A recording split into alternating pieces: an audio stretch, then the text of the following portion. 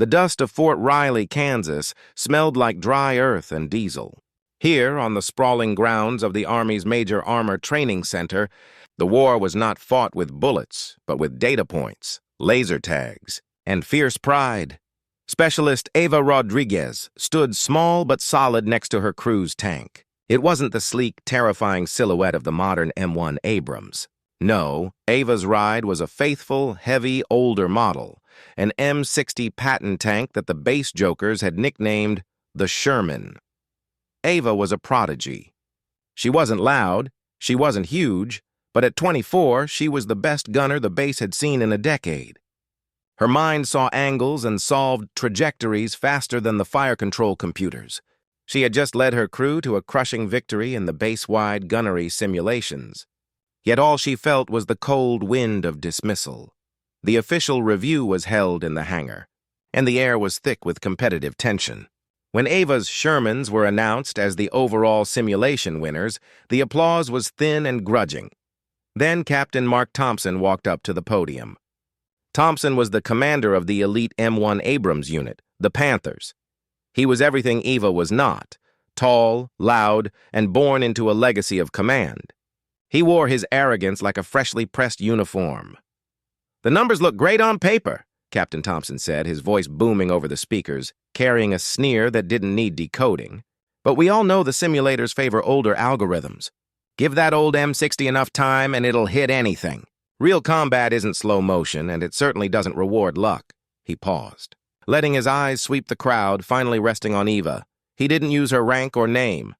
"The truth is," he continued, smiling falsely, "the real winner is always the better machine, run by the bigger engine. I'd trust one of my Panthers in a real fight over a simulator whiz on a dinosaur tank any day.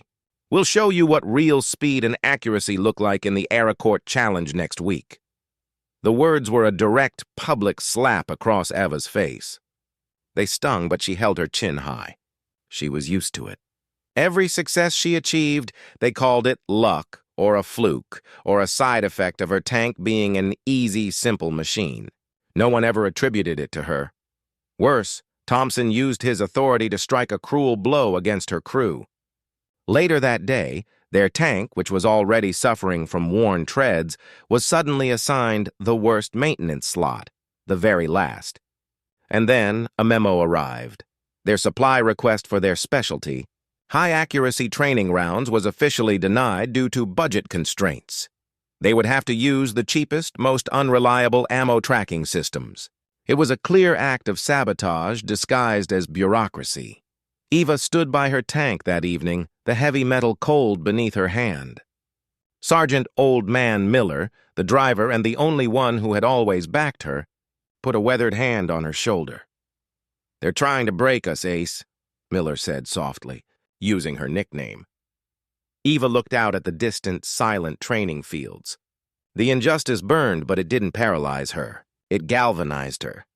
"They just gave us a blueprint, Sarge," Ava replied, her voice low and steady. "They think we're slow. They think we need fancy toys. They think the fight is over the numbers they can see. They're wrong. The fight starts now. We're going to prove that guts and smarts are faster than any computer." The weight of their scorn was heavy, but Ava had already decided she would turn that weight into the fuel they needed to win. Their old, clunky Sherman was about to become a very fast, very dangerous surprise. The week leading up to the Arracourt Challenge was a blur of exhausting, silent work for Specialist Ava Rodriguez and her crew. The base command, heavily influenced by Captain Thompson and his Panther unit, did everything to keep the Shermans down. They only had access to the maintenance bay after midnight, when the elite crews had finished. And the tired mechanics just wanted to go home. Ava, Sergeant Miller, and Private Chen, the young loader, worked like ghosts in the huge, empty hangar. The M60 Patton was tough, but it was also old and needed constant love. They couldn't rely on the base's official parts list, which was now mysteriously out of stock for anything they needed. "Chen, check the hydraulics on the turret traverse again," Eva ordered, her voice hushed, echoing slightly in the vast space. "If we have to manually crank the turret even once, we lose critical seconds." Chen, a brilliant but shy young soldier, nodded, his face smeared with grease. "It's sticky, Specialist. I think the fluid has crud in it. The maintenance report said it was flushed, but I don't buy it. Ava didn't buy it either."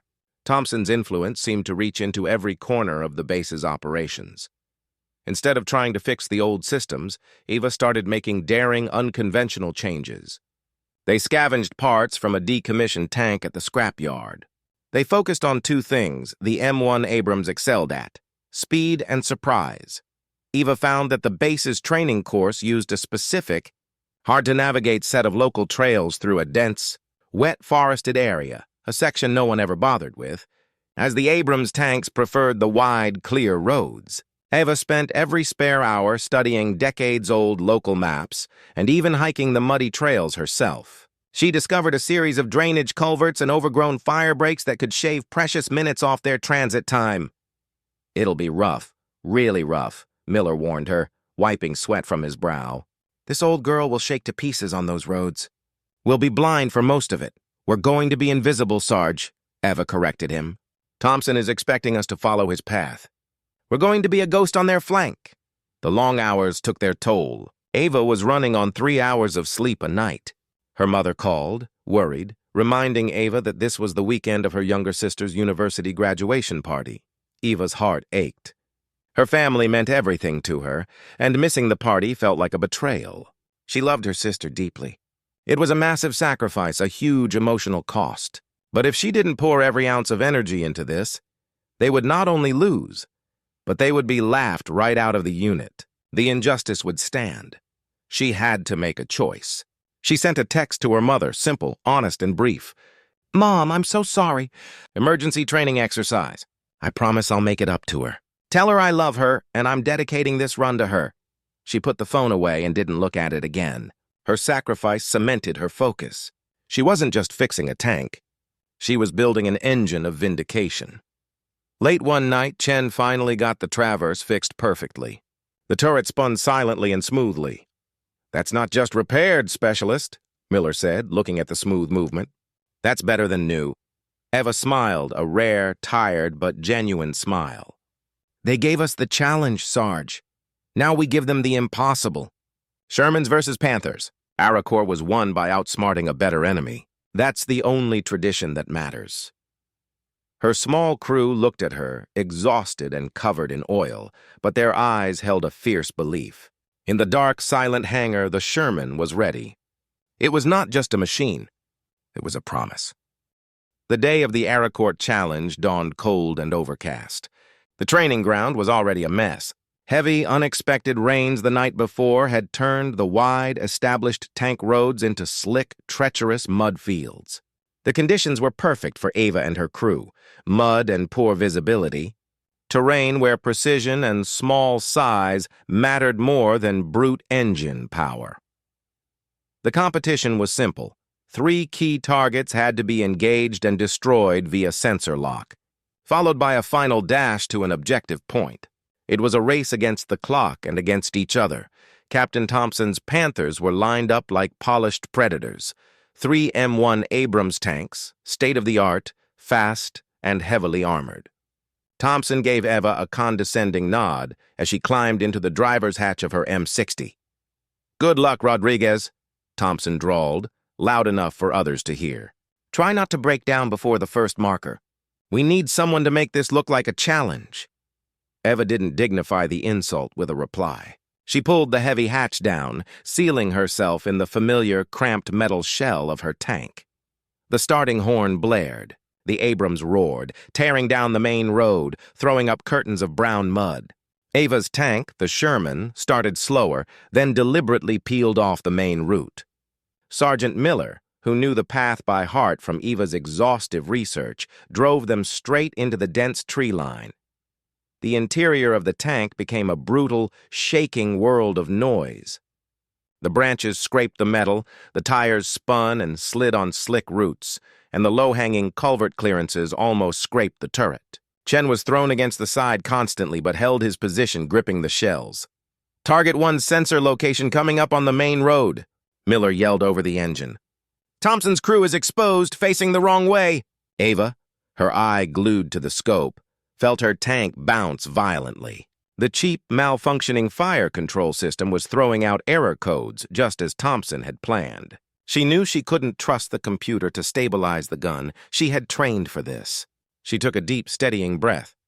This wasn't about the machine. It was about the mind behind the sights.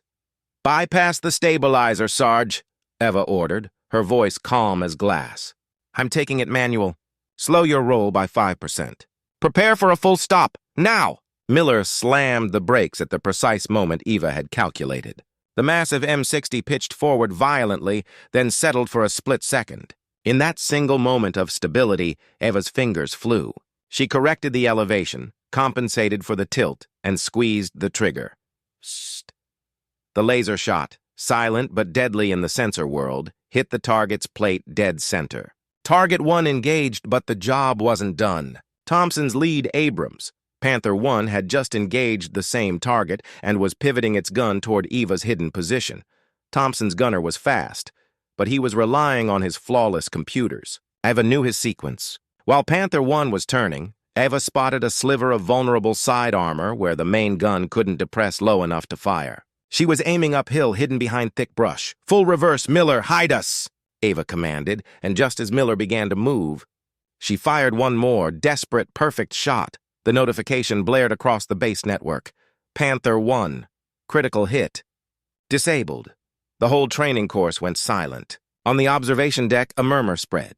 Thompson, watching the feed, slammed his fist down, his face twisted in disbelief.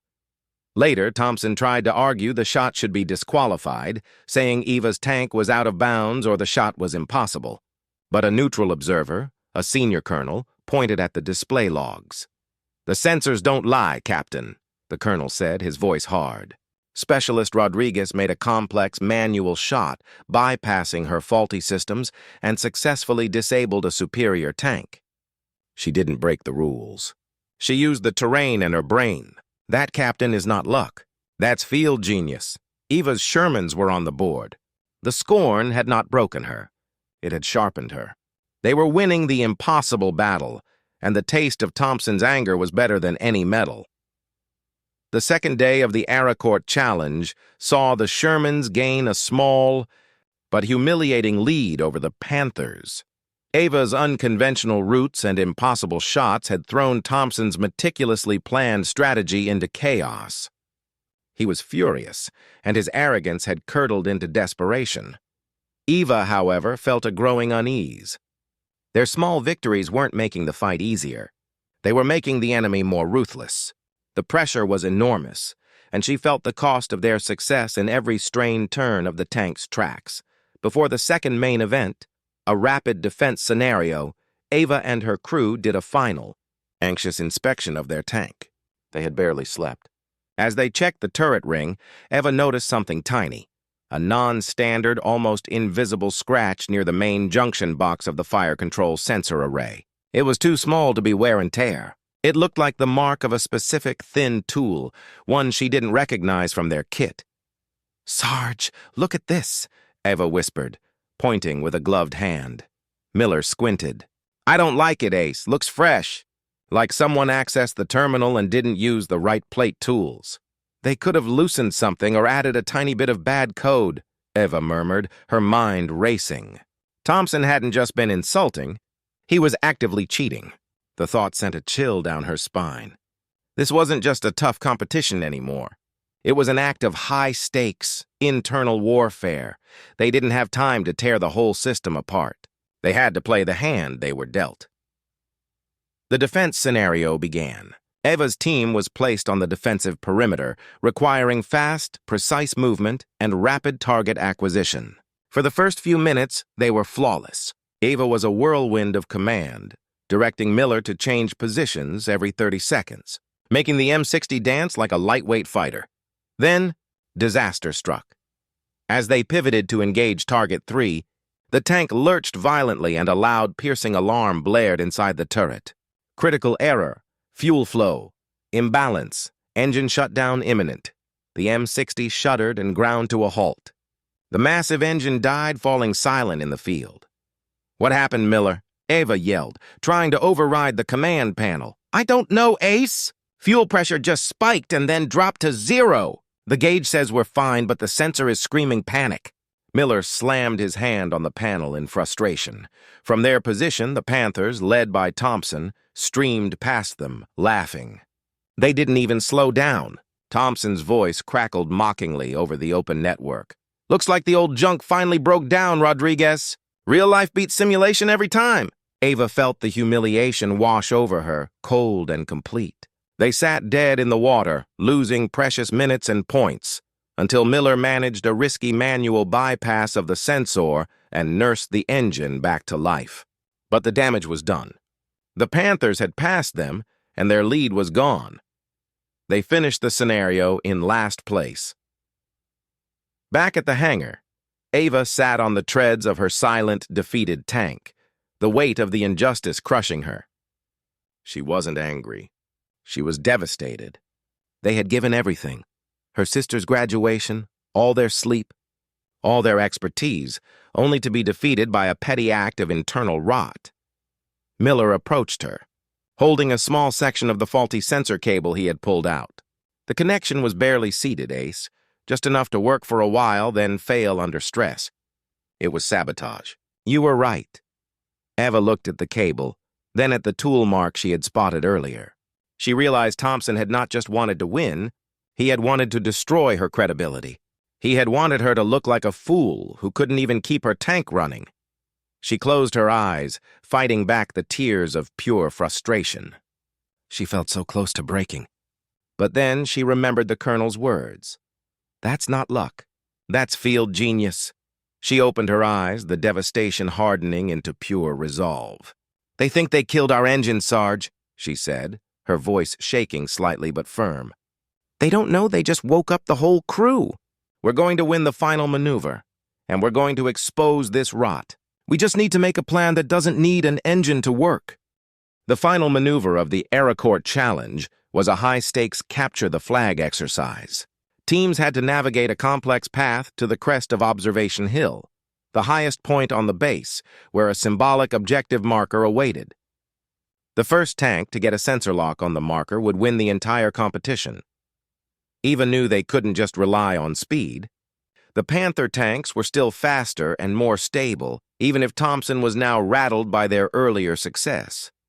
If the sabotaged sensor system failed again mid-run, they would lose everything. In the hour before the final launch, Eva gathered her small crew around a worn map. She pointed to a thick, unmarked ridgeline on the east side of the hill. Thompson is going to take the clear western slope. He's predictable, and he's arrogant. He'll think he's running unopposed, Eva explained, her tone completely businesslike, hiding the fierce tension inside. But what about our engine trouble, Ace? Chen asked, his young face worried. If we stall again, we're done. We're going to use their sabotage against them, Eva said, revealing a small hidden microphone attached to a spare radio set. I'm going to send a decoy transmission over the unsecured frequency they've been using to mock us. I want Thompson to hear it clearly. She set the microphone down and spoke slowly, projecting anxiety into her voice. This is Sherman 1. We have confirmed catastrophic main gun sensor failure. We can only fire manually at less than 500 yards. Mission compromised. Repeat, mission compromised. Sergeant Miller's eyes widened, recognizing the brilliant high-risk deception. If Thompson believed their gun was severely limited, he would assume they had no long-range threat and expose his tanks. Now for the crazy part, Eva continued, tapping the map. We take the eastern ridge. It's covered, but it's steep. We go as fast as Miller can safely push it. When we get to the crest, we won't stop to get the sensor lock. We're going to stop 300 yards before the crest, right at that dense thicket. Why, Ace? Chen asked, confused. Because, Eva said, her eyes flashing with determination, I can't trust the computer to get the final lock. It might glitch, it might fail. I'm going to bypass the entire fire control system for the final shot. I'm going to climb out of the turret, use my binoculars, and communicate the manual sight adjustments to Chen through a hardline helmet mic. I'm going to aim the cannon based on pure visual targeting and mathematics. Chen, you fire the laser when I yell, Mark! It was an act of madness, relying entirely on her manual skill, Miller's stability, and Chen's nerves. It was a human solution to a machine-level betrayal. The final buzzer sounded. Eva's Sherman again started slow, but then Miller cranked the engine, pushing the old M60 to its absolute limit as they veered hard onto the rugged eastern slope. The Panthers, led by Thompson, heard the decoy message. Thompson laughed into his radio. "Looks like the kid broke her toy. We're clear! Full speed, Panther team! This competition is over!" Thompson's Abrams took the western slope, exposed but fast, aiming for the top. Meanwhile, Eva's tank crawled up the hidden ridge, shaking, engine roaring, but completely unseen. They reached the thicket. "Stop! Stop! Stop!" Eva screamed. Miller slammed the brakes. Eva tore off her helmet, threw open the gunner's hatch, and without a moment of hesitation, climbed out onto the top of the tank. The wind hit her face, and the ground was a terrifying, dizzying drop away. She raised her binoculars, her target in sight. Thompson's lead Abrams had just crested the hill and was preparing to engage the objective marker. "Chen, adjust elevation down 3.5 degrees. Left azimuth 0.4 mils. No stabilization, pure manual," Eva yelled, her voice raw with effort, projecting the numbers into the mic. Chen, terrified but trusting, spun the manual dials. He saw Thompson's tank, confident and oblivious, aiming for the final sensor lock. Eva waited until the moment the Panther tank was perfectly still. It was the shot of her life. "Mark!" she screamed, her voice a final desperate burst of energy. Psst! The base-wide alarm went off, not for Thompson's sensor lock, but for a devastating sensor hit. Panther 1, critical hit, disabled. The Shermans, disabled by their own commander's sabotage, had just disabled the winning tank in the final impossible second. The silence on the radio was absolute. Then, a cheer went up from the base personnel watching the live feed. Eva dropped back into the tank, shaking but victorious. The impossible battle had been won. The cheers from the base personnel were immediate and deafening. Specialist Eva Rodriguez had secured the improbable victory, not by having the better machine, but by having the better mind and the guts to execute a shot based on pure human skill. The award ceremony was held that evening. Eva and her crew stood on the podium, tired but radiant, clutching their trophy. Captain Thompson stood below, his face pale with rage and humiliation. He couldn't believe his perfect plan had been foiled by a manual override and a decoy message. A general visiting from the Pentagon stepped up to the microphone to give the closing remarks. He praised Eva's tactical brilliance, calling the final shot one for the history books. Then Eva stepped forward, holding the trophy, but she didn't look at the crowd. She looked directly at Captain Thompson. "General, sir, with all due respect, I have to clarify something," Eva said, her voice clear and strong, cutting through the celebratory atmosphere. "We did not just defeat a superior tank. We defeated a system and a commander who cheated." A gasp ran through the crowd. Thompson immediately tried to interrupt. "That's slander, Specialist. You broke down on the field." Eva ignored him. She held up the small, faulty sensor cable and the picture of the tool mark. "Sir," she continued, addressing the general, "during the defense scenario, our engine system reported a critical, false error that shut us down, allowing the Panthers to pass. We found evidence of tampering, a non-standard tool mark, and a deliberately loosened sensor cable connection, enough to pass inspection but fail under high stress." She pulled out a small, encrypted USB drive. "I backed up the system logs before the final run. They clearly show an unauthorized access ping to our system terminal 20 minutes before the race. We won the final round not because our computer worked, but because we had to manually bypass the whole system. We won because we proved that no matter how much you stack the deck against us, skill, integrity, and honor will always find a way to win." The general's face, which had been confused, now hardened with icy resolve. He signaled 2 military police officers. Thompson, seeing his subordinate in the Panther crew step forward with a look of guilt-ridden dread, knew he was finished. The subordinate confirmed Thompson's orders. He had been told to simply disrupt the Sherman systems. Thompson was relieved of command immediately and escorted away. The crowd watched the exposure of truth in stunned silence. The general returned to the microphone, his expression now one of deep respect as he looked at Eva. "Specialist Rodriguez, he announced, his voice carrying the full weight of his rank. You have shown integrity, intelligence, and courage that honors this entire corps. You did not just expose a weakness in our command, you upheld the dignity of this uniform. From this day forward, your crew is officially recognized as the Arracourt Aces, and your tank, the M60, will be permanently enshrined on this base as a testament to what an underdog can achieve against impossible odds. Eva stood tall, her eyes reflecting the lights of the hangar. She hadn't sought revenge, but she had achieved something far better: justice. She earned the respect of an entire base, not just for the win, but for refusing to let a lie stand. She had been mocked, underestimated, and sabotaged, but she stood redeemed, the quiet hero of Fort Riley. She had fought her impossible battle and won the future she deserved.